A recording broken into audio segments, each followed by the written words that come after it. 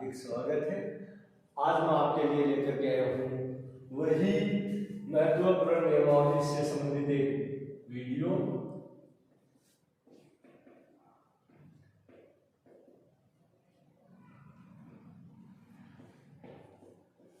पीछे हमने नियमावली से संबंधी काफी सारी वीडियो देखी है। अगर यदि आप इस चैनल पर पहली बार आए हैं तो चैनल को सब्सक्राइब कर ले ताकि हमारी हर वीडियो का नोटिफिकेशन आप तक पहुंचता रहे।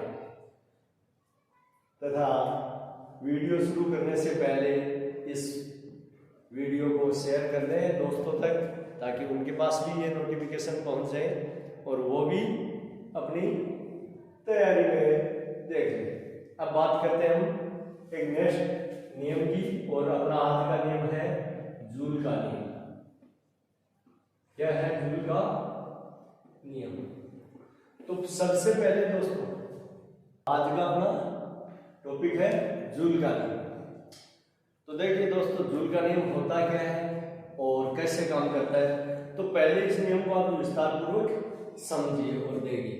इसके वीडियो के अंत में आपको इससे संबंधित एक महत्वपूर्ण ट्रिक बताने जा रहा हूं कि जिसको आपने देख लिया तो आप कभी भी जूल के नियम को नहीं भूलोगे। ऐसा ट्रिक लेकर के आया हूं आपके लिए कि आप कभी भी जूल के नियम को नहीं भूलोगे। तो अब शुरू करता हूं मैं कि है क्या जूल का नियम। आपने अक्सर देखा होगा कि हमारे घरों में क्या होता है, बिजली का तार होता है। क्या होता है? बिजली का एक तार होता है। उस तार में हम क्या करते हैं, कोई भी करंट फॉलो करवाते हैं। करंट फॉलो करवाते हैं तो कुछ समय बाद तार क्या हो जाता है, गर्म हो जाता है। क्या हो जाता है? गर्म हो जाता है। कभी आपने सोचा है कि ये गर्म क्यों होता है? आपने इसके बारे में सोचा है कि ये गर्म क्यों होता है? तो इसका गर्म होने का मुख्य कारण क्या है? इसका गर्म होने का मुख्य कारण है कि ये जूल के नियम का पालन कर रहा है। तो देखो जूल का नियम क्या है, ये आप यहाँ देख सकते हैं। जूल के प्रभावों को हम बहुत रूपों में यूज करते हैं। जैसे अभी मैंने बताया कि घरेलू वायरिंग में लोड पर तार चल रही है तो तार गर्म हो जाती है। आपके घरों में हीटर चल रहे हैं, सर्दियों में आप होम हीटर चलाते हैं, अभी नॉर्मल हीटर है। जिसके अलावा आजकल लेटेस्ट में आप इलेक्ट्रिक चूल्हा काम में लेते हैं, इंडक्शन चूल्हा। तो ये सब किसके नियमों पर काम कर रहे हैं? ये सब है हमारे जूल के नियम पर। तो देखिए पहले मैं बात कर लेता हूं परिभाषा की कि जूल का नियम क्या बोलता है। किसकी बात कर लेते हैं हम? परिभाषा की। तो परिभाषा क्या है कि किसी चालक से धारा प्रवाह किया जाए तो चालक द्वारा ऊष्मा उत्पन्न होती है।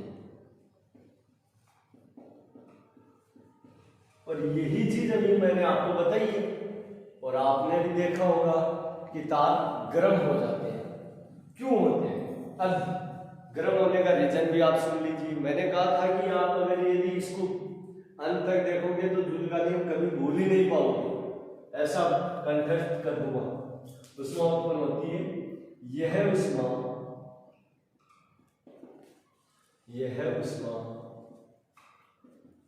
धारामान चालक का प्रतिरोध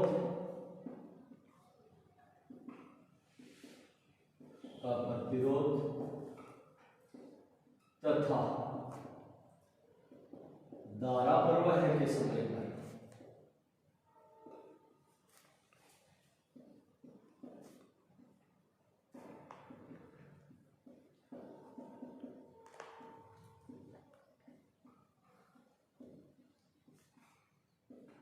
धारा प्रवाह के समय मान पर निर्भर करती है। यह ऊष्मा किन किन कारकों पर निर्भर करती है? कितने एम्पियर का करंट बह रहा है, चालक तार का प्रतिरोध कितने ओम का है और धारा कितने समय तक आपने तार से प्रवाहित की है। आप देखते हैं कि 2-5 मिनट अगर यदि और रोड पर कोई केबल चलती है तो वो इतनी गर्म नहीं होती है, बट वो लगातार लंबे समय तक चलती है तो गर्म हो जाती है। तो क्यों हो रही है ये चीज यहाँ बताई गई है कि वो समय मान पर भी निर्भर करती है। अब बात करता हूं मैं सूत्र की, किसकी, फॉर्मूले की या सूत्र की। तो सूत्र क्या है, H बराबर I square R T joule. देखो याद रखा धारा मान पर, तो धारा हमेशा किस रूप में रहेगी, वर्ग के रूप में रहेगी। किस रूप में रहेगी, वर्ग के रूप में। प्रतिरोध कितना रहेगा, हमेशा ओम के रूप में, समय t।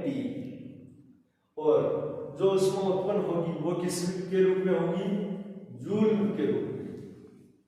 H बराबर I square R T joule.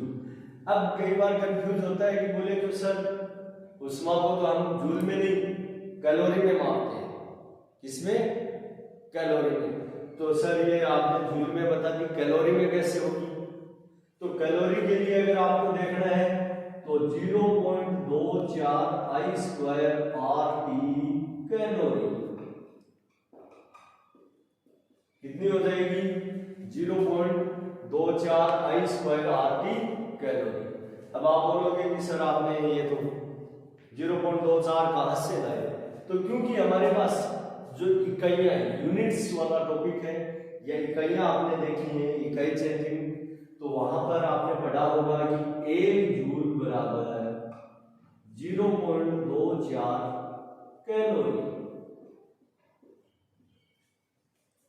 1 joule में कितनी कैलोरी होती है, 0.24 कैलोरी।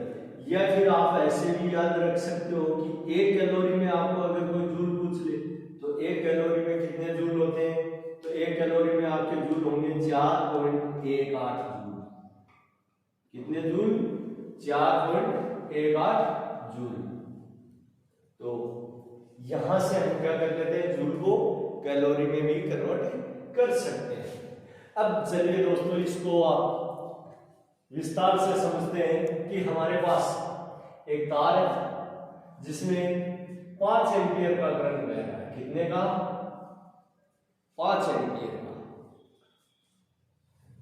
आपके तार का प्रतिरोध है 50 ओम। कितना, 50 ओम। और अगर यदि आपकी धारा प्रवाह है, धारा प्रवाह क्या है, टाइम, कितने टाइम तक धारा आपने प्रवाहित की है, तो टाइमिंग मान लीजिए एक्सप्लोर की 5 मिनट। कितनी, 5 मिनट। तो आप ऊष्मा कैसे ज्ञात करोगे कि कितनी ऊष्मा उत्पन्न हुई, तो देखो कैलकुलेशन करते हैं।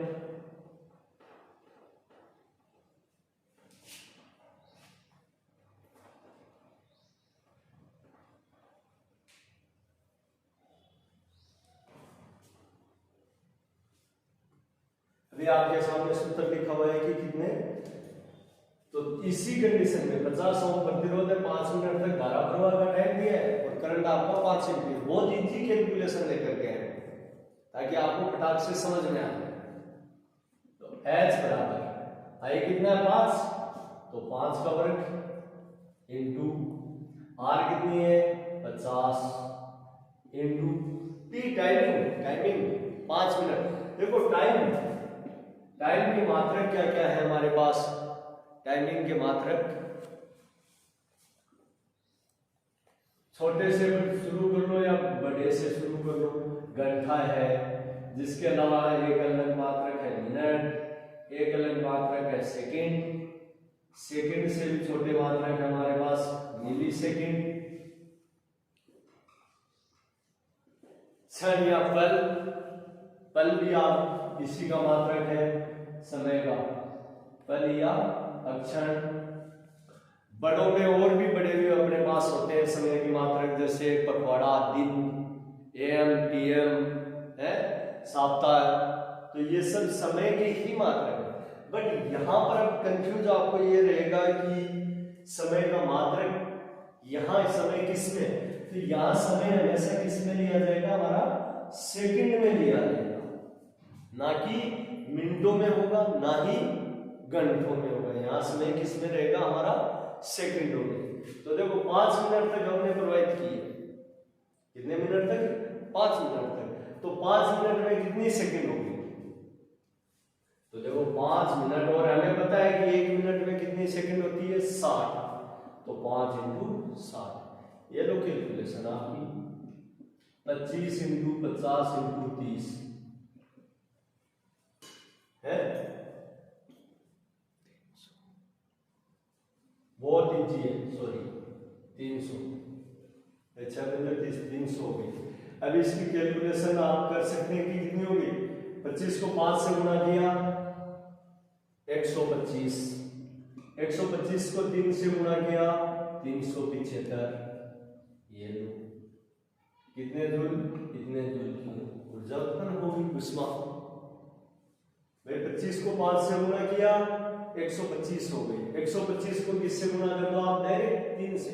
अब आपको यहाँ पर ये नहीं है कि 25 गुणा 50 करो, फिर उसको जो भी आए उसको गुणा 30 करो, इसमें आपका टाइम बहुत ज्यादा वेस्टेज हो जाता है। तो आपको टाइमिंग का ध्यान रखना, तो सरासर शॉर्टली गुणा करते जाओ, 10 के गुणा के 100 के गुणा के उनको एक बार साइड रखते जाओ, बाकी डिजिट के गुणा करते जाओ आप। तो यही मैंने यहाँ करके आपको बताया है। तो उम्मीद करता हूँ कि जूल का नियम आपको समझ में आ गया होगा, कैलकुलेशन भी आपको समझ में आ गई होगी। अब इसको आप कैलोरी में चेंज कर सकते हो, कोई दिक्कत नहीं। तो थैंक यू दोस्तों, बने रहे हैं तेजल ऑनलाइन क्लासेज पर।